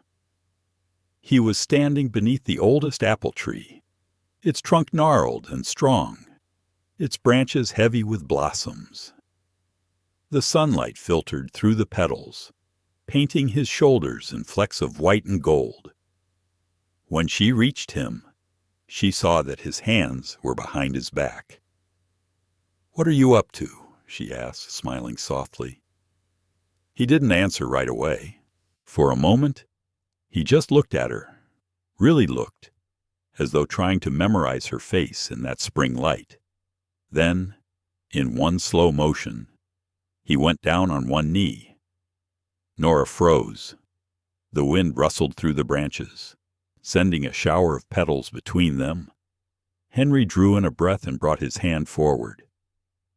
In his palm lay a small ring, not gold, not jeweled, but made from something darker and more enduring, a slender band of iron, polished smooth, shaped from a horse's shoe. The curve of it caught the sunlight, gleaming faintly. Humbly, he spoke quietly, his voice thick but sheer. It's made from the old gelding shoe. Thought it was fitting something that's carried weight, endured storms, and still holds. She stared at it, then at him. Henry, you didn't have to. I know, he said, cutting her gently off. I'm not asking because you need it, Nora. I'm asking because when I think about home, I hear your voice in it. He looked up at her. Then this man who had once been afraid of needing anyone, now kneeling in the orchard he'd rebuilt with his own hands. You were never too old, or too proud, or too broken, he said softly. You were just too real for people to understand. Her vision blurred. The petals above them kept falling, slow as snow. Henry smiled faintly, a tremor in his voice. So I won't make a grand promise. I can't promise to keep you safe from the world. But I can promise this, I'll meet you in it, every morning, for as long as I'm given, for a long moment. Nora couldn't speak. The years of waiting, of loss, of being turned away all seemed to gather in her chest, then dissolve like dust in the wind. She reached out, her fingers trembling, and cupped his face. Henry, she whispered, you foolish, kind man. He laughed under his breath, a sound rough with emotion. Is that a yes? Her eyes glistened as she nodded. It's a forever. He slipped the ring onto her finger, warm from his hand, cool from the metal. It fit perfectly, as though the world had been waiting for this single, small circle to close. When he stood, she leaned into him, resting her head against his chest. The orchard was silent except for the faint creak of branches and the slow rhythm of their breaths mingling. After a while, she looked up and whispered, Do you know what I thought when I first came here? He smiled. That I was a fool for offering you a ride. That too, she said, laughing softly. But mostly, I thought this land was empty. Turns out, it was just waiting to be filled. He nodded, his hand brushing the back of her hair. Guess we both were. That evening, the two of them sat on the porch steps as the sun dipped below the ridge. The ring glinted faintly in the fading light, plain and strong, like everything they'd built together. Henry took her hand, thumb tracing the metal's edge. It's not much, he murmured. She smiled, leaning her head on his shoulder. It's everything. He looked out across the horizon, where the apple blossoms glowed pale against the dusk. Funny thing, he said. You spend half your life thinking you're too late. Then one day, you find out you were right on time. Nora's hand tightened around his. Right on time, she echoed, her voice soft, certain. That night, when they went inside, the air carried the scent of apple blossoms through the open window. The moonlight spilled across the floor, silvering the worn wood and the simple life they'd made together. And though neither of them said it aloud, both understood that the truest vows were not spoken beneath church rafters, but beneath open sky witnessed by wind and earth, sealed by the quiet promise of two hearts that had learned, at last, how to stay. When summer came, the orchard behind the Dalton Ranch bloomed again this time for their wedding. It was a small gathering, no grand ceremony, just the people who had seen them through the fire and the rebuilding. Children scattered wildflowers underfoot. The old townsfolk smiled, and for once, even Willow Bend itself seemed to hold its breath in joy. The summer sun came gently that year, softer than usual, golden as honey across the grasslands. The rains had passed early, leaving behind fields that swayed with wildflowers and the hum of bees. And at the Dalton Ranch, the orchard that once stood blackened and empty now shimmered white again, full of apple blossoms. It was there, beneath the same old tree, where Henry had knelt that spring, that they decided to marry. No grand announcement, no preacher from the capital, just the land, the sky, and the few people whose kindness had carried them through the hardest of times. When Henry first told her his plan, Nora had laughed through quiet tears. Here beneath this tree, he'd smiled. Where else? It's where everything began again. The morning of the wedding dawned cool and clear. A thin veil of mist still clung to the hills when the first wagons began to arrive from Willow Bend. Children tumbled out barefoot, their hands full of wildflowers, daisies, asters, and mountain primrose, the kind that grew along the fence lines and between wagon tracks. The women set out baskets of bread, jars of honey, and jugs of lemonade on makeshift tables. The men strung lanterns between the branches and laughed quietly among themselves, their voices carrying like a hymn across the field. Nora watched it all from the small window of the house, her heart thudding in a way it hadn't in years. Her dress was borrowed a simple white calico, worn once before by Mrs. Rose Niece. The fabric was soft with age, the hem a little short, but when she tied the ribbon around her waist, she smiled. It was enough. Henry, waiting outside, wore his best shirt, one she'd mended 3 times at the shoulder, its seams tight against his frame. His boots were scuffed, his hair stubborn, his face lined with sun. But he stood straighter that morning than she had ever seen him. When he saw her step out onto the porch, the world seemed to still. She paused at the bottom of the steps, her hand brushing the rail. "Well," she said, voice trembling with both laughter and awe, "I suppose this is really happening." Henry's mouth curved into that slow, uneven smile of his. "Reckon it is." They walked together toward the orchard. The children darted ahead, scattering petals in their wake. Someone began to hum a tune low, steady, familiar, and soon others joined in, their voices rising softly with the breeze. There were no pews, no altar, no lace, just open sky, the whisper of grass, and the steady rhythm of hearts that had weathered more than most.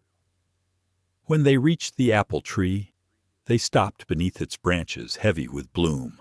The local pastor, an older man named Reverend Pike, who'd come out of retirement just for the occasion, stood waiting with a worn Bible in his hands.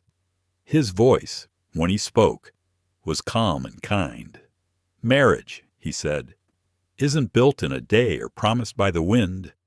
It's built the way fences are one post, one plank, one day at a time.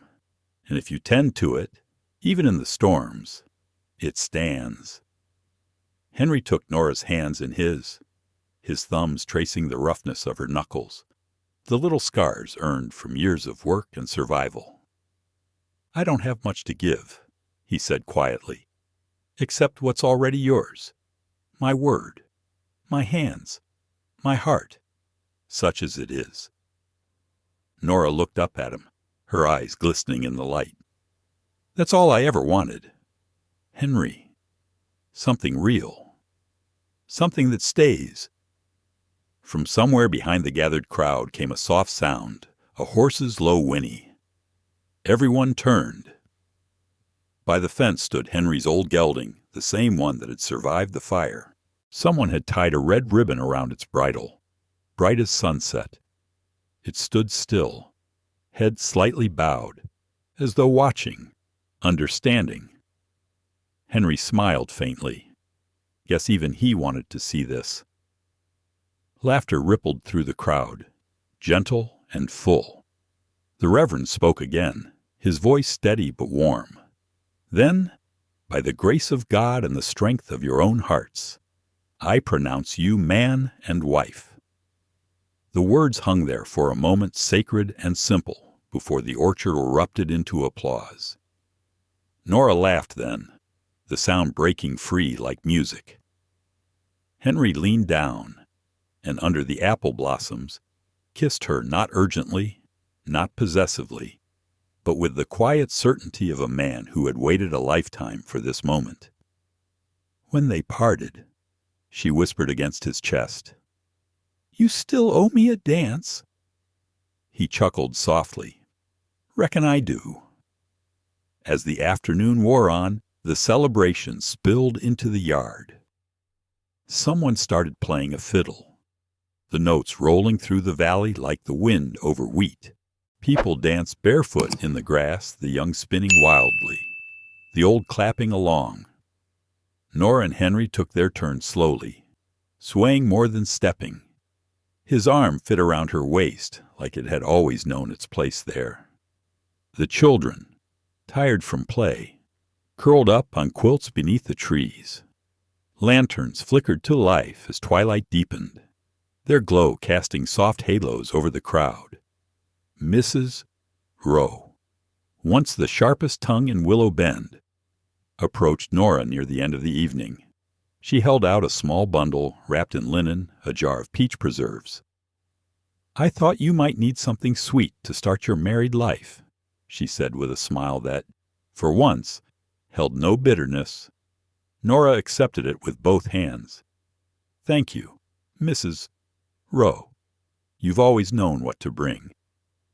The older woman laughed quietly. "Well, I've learned a thing or two from watching you. Maybe we all have. By nightfall, the sky over Willow Bend blazed with stars more than anyone could count." The last guest lingered, reluctant to leave, as though stepping away might break whatever quiet magic had been spun that day. When at last the yard emptied, Henry and Nora stood together beneath the apple tree, the lantern light swaying gently above them.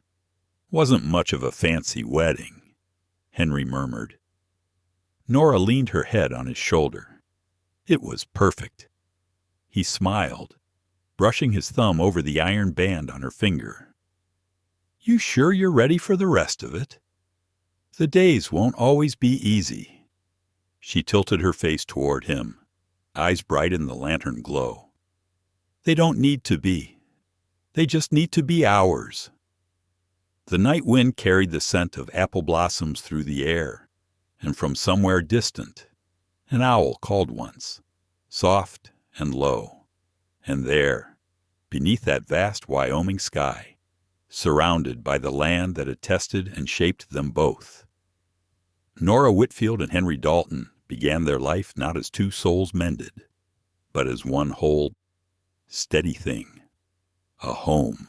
By the time autumn came again, the Dalton ranch was full of laughter.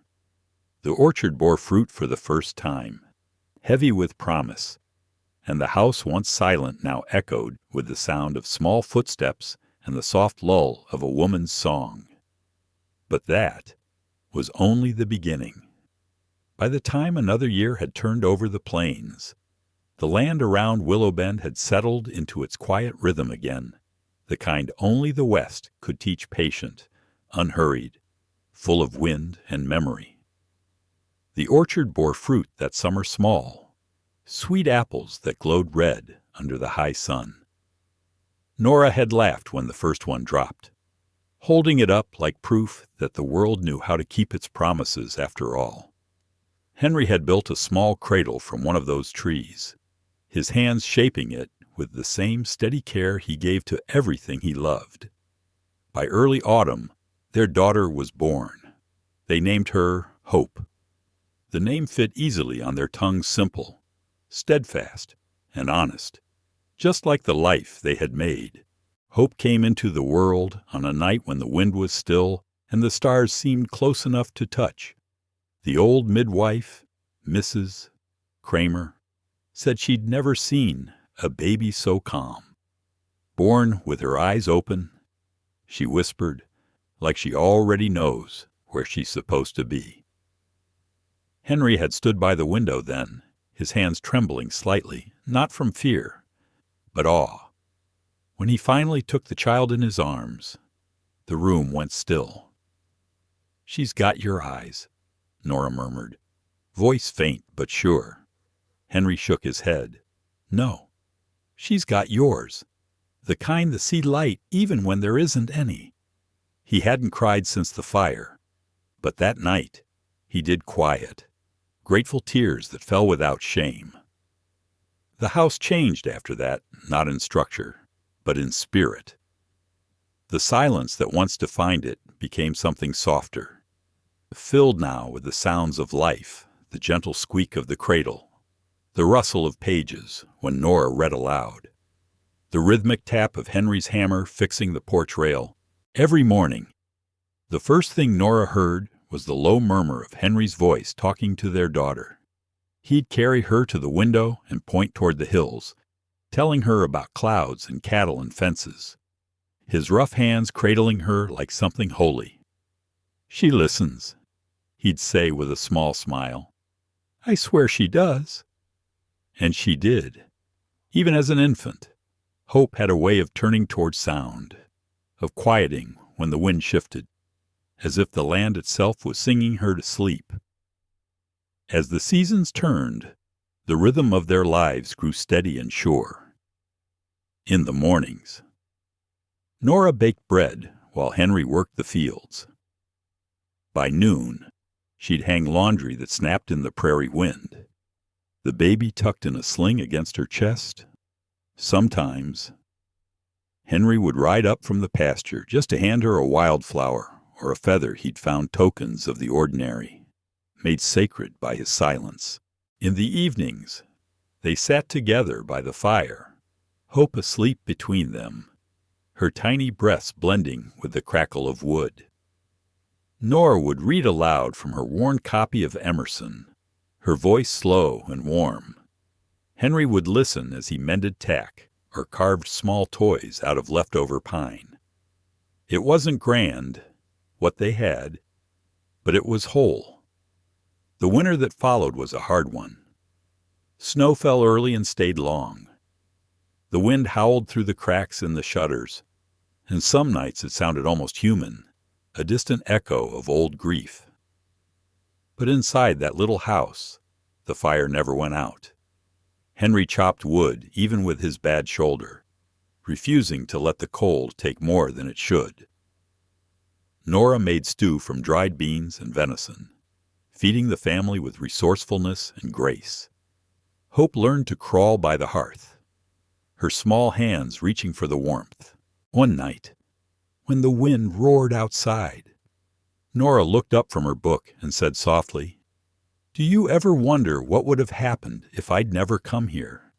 Henry paused, setting down the leather strap he'd been stitching. "Sometimes," he admitted. "Then I stop." Why, he smiled, eyes glinting in the firelight. "Because thinking of a world without you in it feels like trying to remember a winter without spring. Doesn't make sense anymore." She laughed quietly, the sound breaking the heaviness of the wind. "That might be the most poetic thing I've ever heard you say." He shrugged, pretending modesty. "I live with a school teacher. Some of it's bound to rub off." Hope's first steps came in the middle of March. Nora had been sweeping near the door when she turned to see her daughter wobbling across the rug unsteady, determined, eyes wide with concentration. Henry caught her before she fell, lifting her high into the air, both of them laughing. "She's got grit," he said proudly. "Didn't even cry." "She gets that from you," Nora teased. He shook his head. "No, she gets it from us." By summer, the ranch was alive with color again. Wild roses climbed the fence, and the apple trees bowed low under fruit. The small schoolhouse Nora had built continued to thrive, filled with the laughter of children and the occasional cry of a newborn tied to a mother's shawl. People in Willow Bend no longer called her the woman who stayed. They called her Mrs. Dalton, or simply Nora. Respect came slow out here, but when it came, it stayed. Sometimes, while walking home from town, she'd hear someone behind her call out, "Give my best to Henry or tell that baby she's got the prettiest smile this side of the river." And every time, she'd smile quietly to herself. Not because one evening, as the sun sank low behind the ridge, Henry and Nora sat on the porch swing, Hope asleep in her mother's arms. The air was golden, the kind that makes you believe the day might never end. Henry reached over and brushed a strand of hair from Nora's face. "Do you ever miss the city?" he asked. She shook her head. "No. Everything I ever thought I'd find out there, I found here." He nodded slowly. "Funny how the world works." She leaned her head on his shoulder. "Not funny, just right." They sat like that a long time, no words. Just the sound of the wind moving through the orchard, the creak of the swing, the steady rhythm of 3 heartbeats overlapping. Life didn't stop testing them after that. There were storms, sicknesses, and seasons when the crops barely grew. But through it all, they kept choosing not because it was easy, but because love, real love, was something you tended to, like land. You showed up every morning. You mended what broke. You waited for it to bloom again, and bloom it did. Every dawn brought new laughter, new work, new gratitude. Every dusk brought quiet, the kind that settles only in homes where forgiveness has taken root. There were no grand declarations between them, no need for oaths or promises. There was only this, the steady, deliberate act of staying. Years later, folks passing through Willow Bend would still talk about Henry and Nora Dalton, the rancher and the schoolteacher, the fire in the orchard, the little girl named Hope, who grew up under the wide Wyoming sky. And they'd say the same thing every time, in that reverent tone, reserved for stories that are half memory, half prayer. They didn't have much, but they had everything that mattered.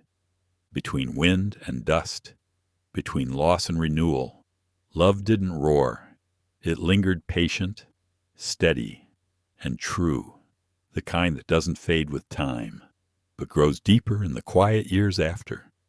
Because in Willow Bend, love didn't just happen, it stayed. Out on the western frontier, where the wind never stops and the land teaches patience.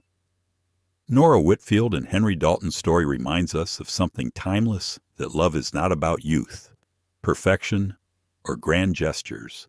It's about choosing again and again to stay, to forgive, to build something worth keeping. We live in a world that often moves too fast, where promises fade and people give up when life turns rough. But in that quiet ranch beneath the wide Wyoming sky, 2 souls found the courage to begin again, not because life was easy, but because they believed in something stronger than disappointment. Love, in its truest form, isn't loud or dramatic. It's steady. It's the hand that reaches for yours after the storm. It's the warmth that lingers long after the fire burns low. Maybe that's what we're all looking for, not a perfect story, but a place to belong, a heart that stays. So if this story touched something in you, if it reminded you of someone you've loved, lost, or learned to love again, we thank you for sharing these moments with us. Out here on Frontier Hearts, we tell these tales because they remind us that kindness, loyalty, and quiet courage still matter. If you felt moved by Nora and Henry's journey, please like, share, and subscribe to our channel. It helps us keep bringing you stories that speak to the soul, stories of ordinary people finding extraordinary grace. Thank you for being here with us. And remember, even when the world feels cold and wide, love, like the land, always finds a way to stay.